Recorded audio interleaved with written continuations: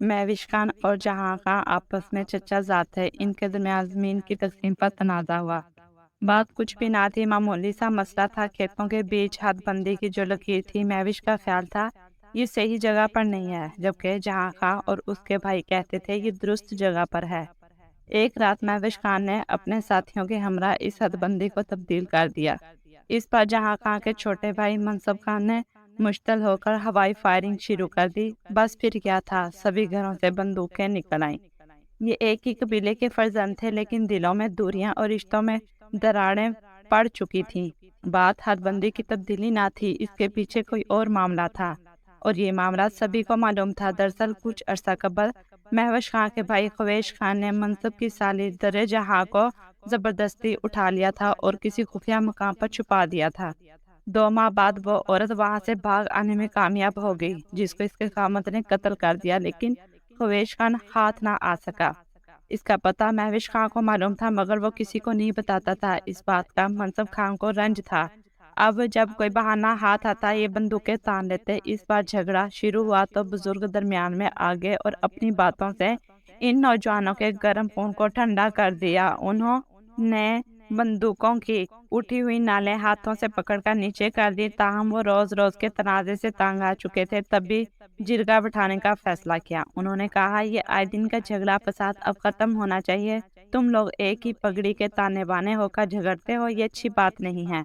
اب وہ یہ بات کر رہے تھے کہ منصب خان کی بندوقیں نہ جانے کیسے چل گئیں اور گولی مہوش خان کے منجلے بھائی کورش خان کو جا لگی۔ وہ موقع پر ہلاک ہو گیا۔ اب باری ان لوگوں کی تھی، جبکہ منصب کی ماں اس سے لپٹ کر رو رہی تھی۔ بزرگ سر پکڑ کر رہ گئے۔ صلح کی جستجو میں ان کے سامنے ہی ایک چچا زاد نے دوسرے کو قتل کر دیا تھا۔ اس خاندان کی 7 عورتیں بھی آپس میں رشتہ دار تھیں، ان کے بین تھمنے کا نام نہ لے رہے تھے۔ بلاخر ایک عجیب فیصلہ ہو گیا۔ بزرگوں نے کہا تم لوگ مقتول کا خون بہا لے لو، ہم ان کی لڑکی کا رشتہ آپ لوگوں کو لے دیتے ہیں، یہی خون بہا ہوگا۔ یہ ونی کی رسم تھی کہ مقتول کے ورثہ قاتل کے گھر سے لڑکی لے جاتے تھے تو صلح ہو جاتی تھی۔ بزرگوں کا فیصلہ منظور کرنا ہی تھا، ورنہ جو خون خرابہ ہوتا وہ نسل در نسل چلتا اور دونوں طرف سے بے شکیمت جانوں کا ضیاع ہوتا رہتا۔ ان قبائل میں سردار کے فیصلے کی اہمیت اپنی زندگی سے بڑھ کر مقدم رکھی جاتی ہے، لیکن یہ مسئلہ یہ تھا کہ جس لڑکی کو مقتول کی وانی میں مانگ رہے تھے، اس کی عمر بمشکل 8 برس تھی، اور یہ منصب خان کی بیٹی زرتاجہ تھی، جس کی گولی سے گورش خان کی موت واقع ہوئی تھی۔ مہوش خان اس کا کلیجہ نوچ کر اپنا دل ٹھنڈا کرنا چاہتا تھا۔ تاجی ایک معصوم گڑیا تھی، اس وقت اپنی ہمجولیوں کے ساتھ صحن میں گڑیوں سے کھیل رہی تھی۔ مہوش نے اس کو ونی میں طلب کیا تو منصب تڑپ کر رہ گیا۔ بچی اتنی کم سن تھی کہ ابھی وہ شادی کا بوجھ برداشت کرنے کے قابل نہ تھی، لیکن وہ تو اسی وقت خون بہا کے طور پر وصول کرنا چاہتے تھے۔ مقتول کی لاش اٹھانے سے پہلے اور تدفین سے قبل سودا چکتا ہونا تھا۔ یہ ایک بڑا امتحان تھا خاندان کے سربراہ کے لیے۔ تبھی تاجی کے دادا نے کہا میری بیٹی شادی کے لائق ہے، میں اس کو ونی میں دے دیتا ہوں۔ مہوش نے نہیں مانا، بولا جس نے میرے بھائی پر گولی چلائی اس کی لخت جگر کو وانی میں لیں گے، ورنہ خون کا بدلہ خون اور سر کا بدلہ سر ہوگا۔ ایک سر کی بات ہوتی کوئی مسئلہ نہ تھا، یہاں تو پھر قتل کے بدلے قتل کا ایک سلسلہ دراز چلنے والا تھا۔ گویا ایک خونی باب کھل جاتا۔ بزرگوں نے ایک شرط رکھ کر بات ختم کر دی۔ ٹھیک ہے مہوش خان، تم تاجی کا رشتہ لو، اس سے ابھی نکاح کر سکتے ہو، ہم بچی کو دلہن بنا کر تمہارے ساتھ کر دیتے ہیں، لیکن ایک وعدہ کرنا ہوگا کہ جب تک اپنی شادی کا بوجھ اٹھانے کے قابل نہیں ہو جاتی، یہ تمہارے گھر میں ہماری امانت ہوگی۔ ایسا ہی ہوگا خانانن، جب تاجی باشور ہو جائے گی تب ہی رسم حنا کریں گے، فی الحال ہمارے آنگن میں بھی گڑیوں کے ساتھ کھیلے گی، اس کی گڑیا ساتھ دے دینا۔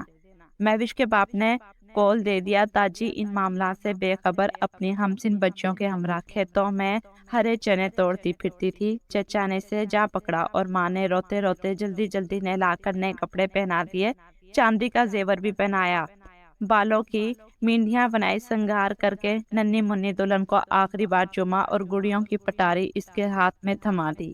یہ بھی لے جا، تیری گڑیاں ہیں، ان سے کھیلنا۔ ورثہ نے اس کا نکاح مہوش خان سے کر دیا جو 40 برس کا مرد تھا۔ پھر وہ لوگ گورش خان کی لاش اور تاجی کو ساتھ لے گئے۔ جب وہ تاجی کو لے جا رہے تھے اس وقت ماں اور پھوپھیاں بیان کر رہی تھیں، جبکہ مرد شکرانہ ادا کر رہے تھے کہ ایک بچی کی قربانی دے کر کتنے جوانوں کو مقتول ہونے سے بچا لیا تھا۔ اس فیصلے پر سبھی آسودہ تھے سوائے منصف خان کے، جو اپنے حجرے میں افسردہ بیٹھا کسی اندیکھی آگ میں جھلس رہا تھا۔